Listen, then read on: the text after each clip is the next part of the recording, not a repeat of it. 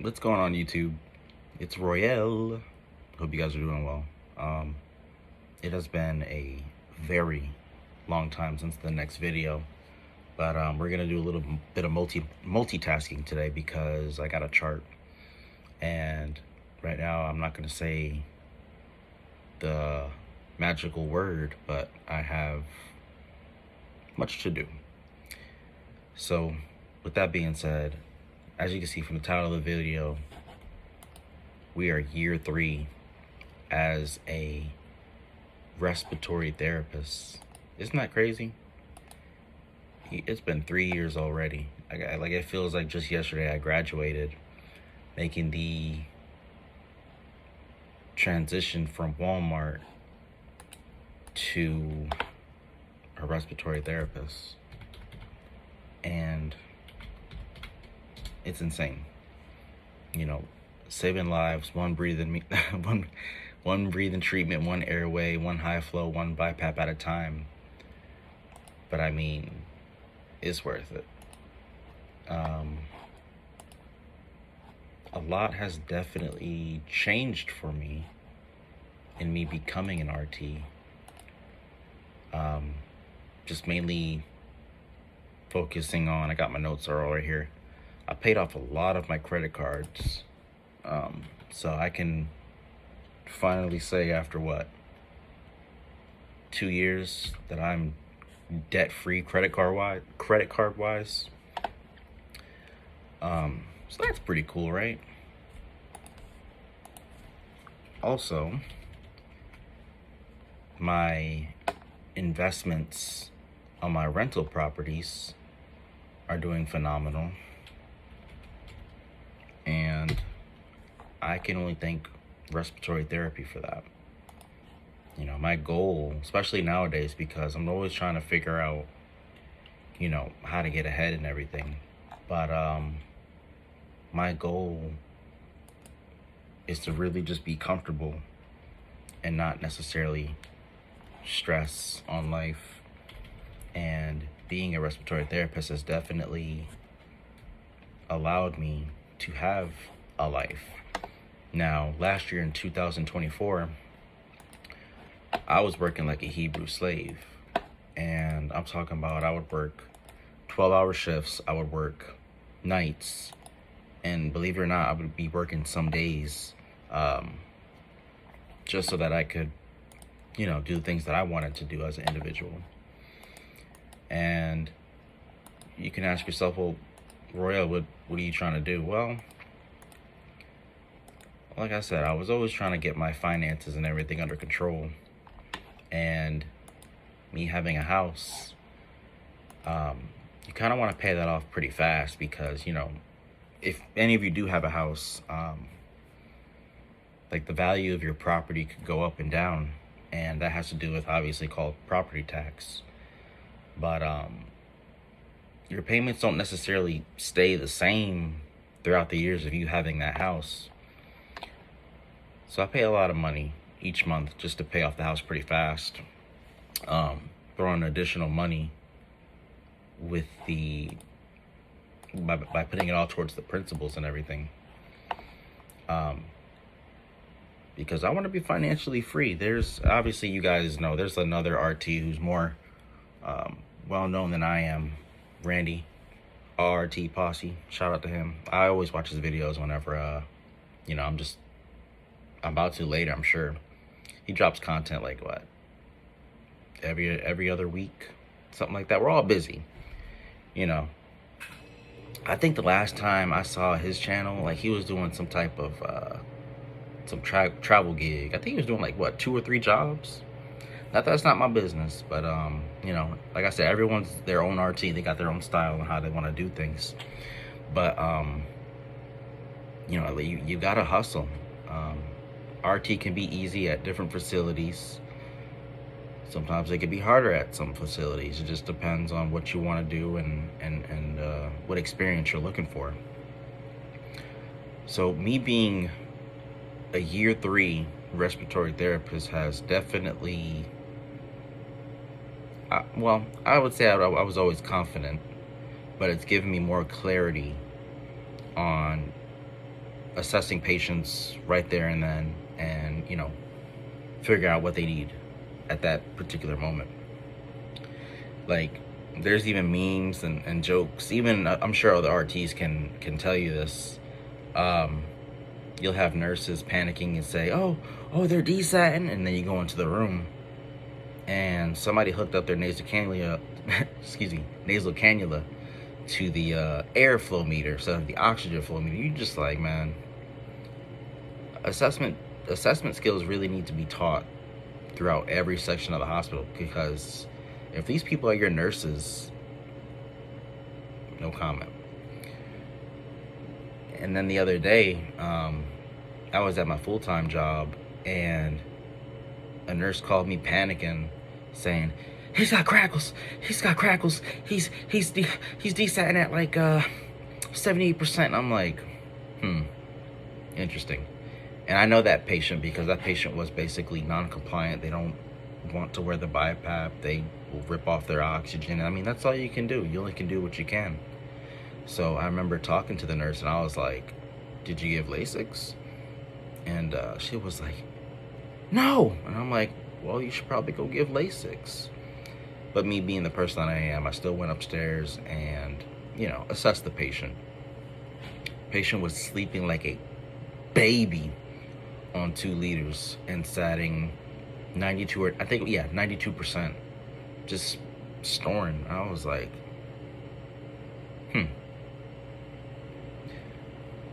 I feel like personally, and I don't care what I say, this is my channel, I'll say whatever, but I feel like personally, a lot of the nurses who do like the floors have anxiety, and I don't think that's necessarily a good combo to be around patients with. I don't know, maybe that's just me, not to sound like an a-hole or anything, but it's just like, you can't panic in front of a patient and then later on the line there's a possibility that patient's gonna panic because you're panicking. I remember doing an EKG at my PRN job, and I think I've gotten, year 3 as an RT, like I said, I think I've gotten pretty good at reading EKGs, not because of what the machine tells you, but you can, you look at the QRS, look at all the lines and everything. And I'm looking at this dude's EKG, and I was like, let me go show this to the doctor, because I knew what it was. I just didn't want to make the patient freak out. I show the doctor. He goes, "He's having a heart attack, huh, Royal?" I'm like, "Yeah, he's having a heart attack." So he got transferred out immediately. Boom, bada boom. Dude's fine. He's good. He's fine. He's walking around again. He came into this hospital the other day. He's like, "Thanks, Royal. Thank you, doctor, blah, blah, blah." And, it's just stuff like that you gotta just keep in mind. Another new thing that I've developed being a year 3 respiratory therapist, I'm not sure if I already said this, but I'm officially part of the airway team. And what that means is I can intubate people at will. So I necessarily don't have to wait for the doctor or whoever to intubate. I'm pretty competent. So basically what you had to do to even become part of the airway team is you had to do 10 intubations and, excuse me, you had to do 10 intubations, basically in the surgery or in the ER. But I don't know, for me personally, I didn't like doing intubations in the surgery. It just depended on who you were paired up with. And for when I was paired up with some doctors, they didn't even allow you to intubate because they didn't just trust you as a airway student. And I was just like, what's the point of me being here? I'm not gonna sit here all day. So I left early some days, and I got most of my intubations in the ER. And I'm very thankful that the physicians and the ER docs are just really cool with working with respiratory therapists and trusting our skills and our judgment whenever we want to make calls, because we're airway. If the patient isn't breathing, then you don't have someone to work on and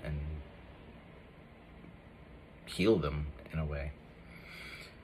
So I got most of my intubations in the ER. And, I think personally, when you do intubations in the ER, it's more, obviously it's chaotic. It's, people are doing CPR, they're, pushing on the chest, putting in IVs, and you're trying to get the airway as they're doing CPR. So it's like moving around, and you gotta grab the ET tube and try to angle it in there and, get the experience. So when you do that, I think I did it pretty much, 7 times in the ER, and I only did 3 or 4 intubations in the surgical unit. I don't know. I feel like personally you would get a lot better at aiming and achieving the airway in a more emergent situation.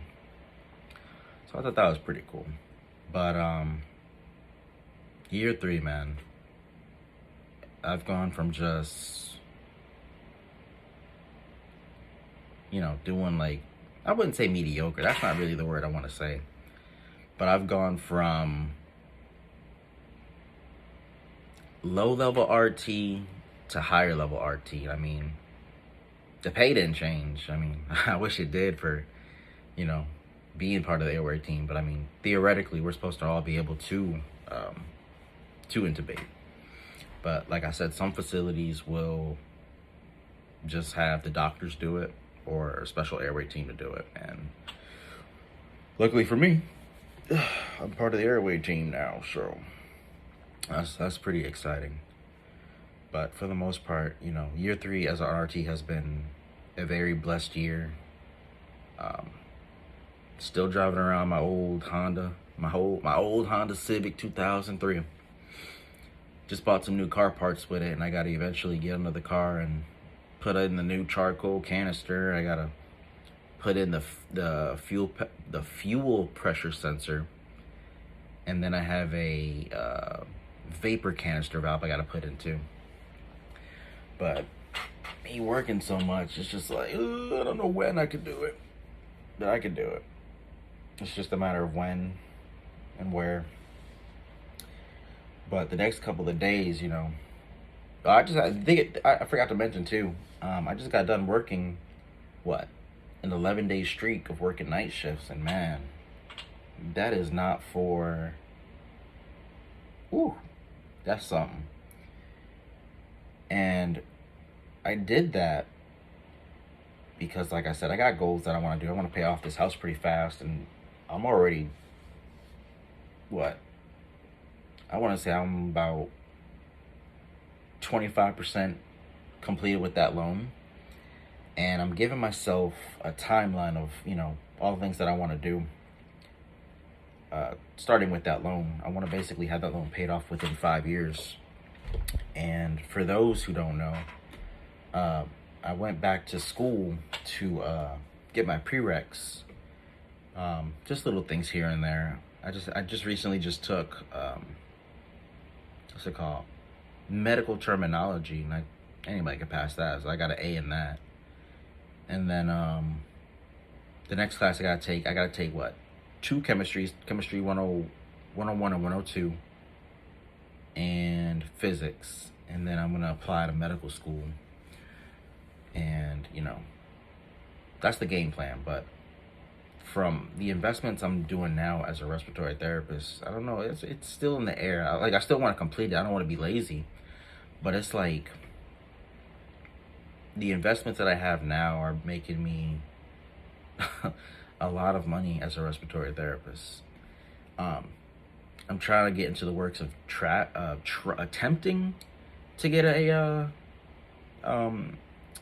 travel job, but it's just like, I don't know if I want to do that yet, but because summertime and towards the end of the year is the best time to do travel respiratory therapy, because that's when they pay the most. Because a lot of people are going on their vacations. They're still trying to make up people, trying to find people, I should say, since COVID. Even though that was from 2020 to 2022. It's been a while. I don't remember. COVID went by so fast, man. But I wish I was a therapist during COVID. People were getting $142 an hour, man, I could have paid the house off by now. But you know, you do what you can as an RT. But for me, year 3 has been definitely an experience. And, you know, I'm blessed. I thank the man upstairs for watching over me and continuing to guide me in the right direction. And with that being said, who knows when I'll make another video. But I definitely do think about it, believe it or not. There's always topics that I do write down in my agenda, wherever it's at. It's just a matter of when I work so much, I just get so sleepy. But with that being said, I hope you guys have a fantastic rest of your day, rest of your night. Thanks for hearing my TED Talk. I don't think I said this in the intro, but if you're new to the channel, please just hit that subscribe button, comment what you want, ask questions. You know, I get questions on my Instagram for some reason compared to my YouTube. And this is where this video came from. What's it like being an RT at year 3? And you know, you can text me anywhere. If you type in my name, Royale, it'll come up. With that being said, I appreciate everything you guys do. Thank you for subscribing. Thank you for liking. Thank you for commenting. Even if you're a troll, I appreciate you because you're still giving me the views. With that being said, I hope you guys have a good one. I'll see you in the next video. Bye-bye.